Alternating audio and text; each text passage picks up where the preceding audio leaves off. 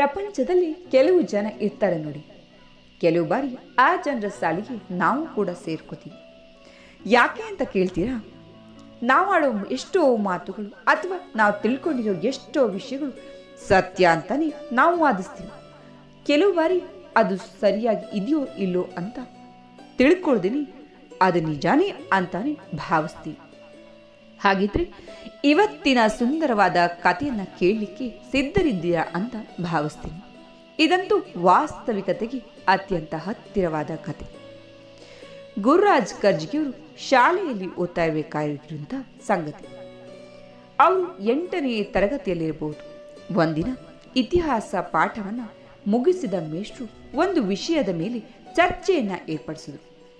ಮಾರನೇ ದಿನ ವಿದ್ಯಾರ್ಥಿಗಳೆಲ್ಲರೂ ಆ ಚರ್ಚೆಯನ್ನು ಮಾಡಬೇಕಿತ್ತು. ಅದರಲ್ಲಿ ಕರ್ಜ್ಗಿಯವರು ಕೂಡ ಭಾಗವಹಿಸಿದ್ರು. ಇವರು ಹೇಳಬೇಕಾದಂತಹ ಎಲ್ಲ ವಿಷಯಗಳನ್ನ ತಿಳಿಸಿದ್ರು.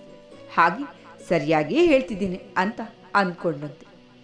ಜೊತೆಯಲ್ಲಿ ಇವರ ತರಗತಿಯಲ್ಲಿ ಓದ್ತಾ ಇರುವಂತಹ ಇನ್ನೊಬ್ಬ ವಿದ್ಯಾರ್ಥಿ, ಇವರ ಗೆಳೆಯ, ಎದ್ದು ನಿಂತು ತನ್ನ ವಾದವನ್ನು ಮಂಡಿಸಿದ್ರು.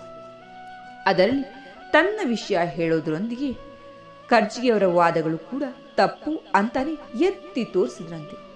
ಈಗಂತೂ ಕರ್ಜ್ಗಿಯವರಿಗೆ ತುಂಬ ಕೋಪ ಬಂದಿತ್ತು. ಇವರು ಎದ್ದು ನಿಂತು ಆ ವಾದವನ್ನು ಖಂಡಿಸಿ ಹೇಳಿದ್ದೂ ಆಯಿತು. ಇಬ್ಬರ ನಡೆಯು ವಾದಗಳು ಜೋರಾಗಿ ನಡೀತಾ ಇತ್ತು. ತರಗತಿಯಂತೂ 2 ಭಾಗ ಆಯಿತು. ಸರಿ, ಇವರು ಹೇಳಿದ್ದು ಅಂತ ಹೇಳಿ ಕೆಲವರು, ಮತ್ತೆ ಕೆಲವರು ಇವರ ಸ್ನೇಹಿತ ಸರಿ ಹೇಳಿದ್ದು ಅಂತ ವಾದ ಜಗಳಕ್ಕೂ ಕೂಡ ತಿರುಗಿತು.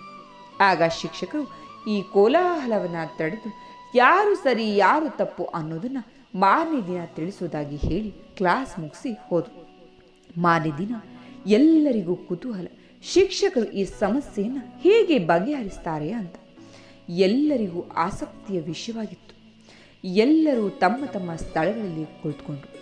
ಶಿಕ್ಷಕರು ಕ್ಲಾಸಿನ ಒಳಗೆ ಬಂದು ಕರ್ಜ್ಗಿಯವರನ್ನು ಮತ್ತೆ ಅವರ ಸ್ನೇಹಿತರನ್ನ ಎಬ್ಬಿಸಿ ಹೊರಗೆ ಕಳಿಸಿದರು. 5 ನಿಮಿಷಗಳ ನಂತರ ಇಬ್ಬರನ್ನ ಒಳಗೆ ಕಳೆದರು. ಜೊತೆಯಲ್ಲಿ ಕರ್ಜ್ಗಿಯವರನ್ನ ಮೇಜಿನ ಎಡಭಾಗಕ್ಕೆ ನಿಲ್ಲಲಿಕ್ಕೆ ಹಾಗೆ ಇವರ ಸ್ನೇಹಿತರನ್ನ ಬಲಭಾಗಕ್ಕೆ ನಿಲ್ಲಿಸಲಿಕ್ಕೆ ಕಳಿಸಿದರು. ತಮ್ಮ ಚೀಲದಲ್ಲಿ ಇಟ್ಟಿದ್ದ ಒಂದು ರೆಟ್ಟಿನ ಪೆಟ್ಟಿಗೆಯನ್ನು ತೆಗೆದು ಮೇಜಿನ ಮೇಲಿಟ್ಟು ಕರ್ಜ್ಗಿಯವರ ಬಳಿ ಕೇಳಿದ್ರಂತೆ, ಈ ಪೆಟ್ಟಿಗೆಯ ಬಣ್ಣ ಯಾವುದು ಅಂತ ಹೇಳಿ. ಅದಕ್ಕೆ ಇದೇನು ಕಷ್ಟದ ಪ್ರಶ್ನೆ ಅಲ್ಲ ಅಂತ ಅಂದ್ಕೊಂಡು ತಕ್ಷಣ ಕಪ್ಪು ಅಂತ ಹೇಳಿದ್ರಂತೆ. ಆಯ್ತು, ಶಿಕ್ಷಕರು ಸ್ನೇಹಿತನ ಬಳಿಯೂ ಕೂಡ ತಿರುಗಿ ಕೇಳಿದ್ರು.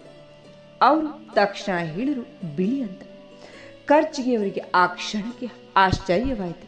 ಇಷ್ಟು ಚೆನ್ನಾಗಿ ಕಪ್ಪು ಬಣ್ಣ ಕಾಣುತ್ತಿರುವಾಗ ಇವನು ಯಾಕೆ ಬಿಳಿ ಅಂತ ಹೇಳ್ತಿದ್ದಾನೆ ಅಂತ ತಿಳಿಲಿಲ್ಲ. ನಂತರ ಶಿಕ್ಷಕರು ತಮ್ಮ ತಮ್ಮ ಸ್ಥಳಗಳನ್ನು ಬದಲಾಯಿಸಿಕೊಳ್ಳಿಕ್ಕೆ ಇಬ್ಬರಿಗೂ ಹೇಳಿದ್ರು. ಹಾಗೆ ಮಾಡಿ ರಟ್ಟಿನ ಪೆಟ್ಟಿಗೆಯನ್ನು ನೋಡಿದ್ರೆ ಆ ಕಡೆಯಿಂದ ಅದು ಬಿಳಿಯಾಗಿ ಕಾಣ್ತಾ ಇತ್ತು. ಸ್ನೇಹಿತ ಕೂಡ ಆ ಕಡೆಗೆ ಹೋಗಿ, ಸರ್, ಪೆಟ್ಟಿಗೆ ಬಣ್ಣ ಕಪ್ಪು ಕಾಣ್ತಿದೆ ಅಂದ. ಆಗ ಶಿಕ್ಷಕರು ಹೇಳಿದ್ರಂತೆ, ಮಕ್ಕಳೇ, ಈ ಪೆಟ್ಟಿಗೆ ಅರ್ಧ ಭಾಗ ಬಿಳಿಯಾಗಿದೆ, ಇನ್ನರ್ಧ ಭಾಗ ಕಪ್ಪಾಗಿದೆ. ಇಬ್ಬರು ಹೇಳಿದ್ದು ಕೂಡ ಸರಿ, ಆದರೆ ಅದು ಅರ್ಧ ಸತ್ಯ ಮಾತ್ರ. ನಿಮ್ಮ ಸ್ಥಳದಲ್ಲಿ ನಿಂತಾಗ ನೀವು ಹೇಳಿದ್ದು ಸತ್ಯ, ಹಾಗೆಂದಾಗ ಇನ್ನೊಬ್ಬರು ಹೇಳಿದ್ದು ಅಸತ್ಯವೆಂದಲ್ಲ. ಜೀವನದಲ್ಲೂ ಕೂಡ ಹಾಗೆ ನಾವು ಹೇಳಿದ್ದೇ ಸತ್ಯ ಅಂದ್ಕೊಳ್ಳುವಾಗ ಮತ್ತೊಬ್ಬರು ಅದನ್ನು ಬೇರೆ ದೃಷ್ಟಿಕೋನದಿಂದ ಹೇಳಿರಬಹುದು ಅಂತ ಗಮನಿಸಿದ್ರೆ, ಅದರ ಬಗ್ಗೆ ಕೂಲಂಕುಷವಾಗಿ ಯೋಚಿಸಿದ್ರೆ ನಮಗೆ ನಿಜವಾಗಿಯೂ ಅರ್ಥ ಆಗುತ್ತೆ. ಸತ್ಯಕ್ಕೆ 100 ಮುಖಗಳು.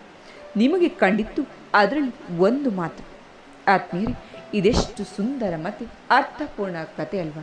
ನಮ್ಮ ಜೀವನದಲ್ಲೂ ಕೂಡ ಅದೆಷ್ಟೋ ಜನರ ಬಗ್ಗೆ, ಅದೆಷ್ಟೋ ವಿಷಯಗಳ ಬಗ್ಗೆ ನಾವು ಕೂಡ ಈ ರೀತಿಯಾಗಿ ಆಲೋಚನೆ ಮಾಡ್ತಾ ಇರ್ತೀವಿ ಅಲ್ವಾ? ಕತೆ ಇಷ್ಟ ಆಯಿತು, ಅರ್ಥ ಕೂಡ ಆಯಿತು ಅಂತ ಭಾವಿಸ್ತೀನಿ. ಕೇಳಿದ್ದಕ್ಕೆ ಧನ್ಯವಾದ.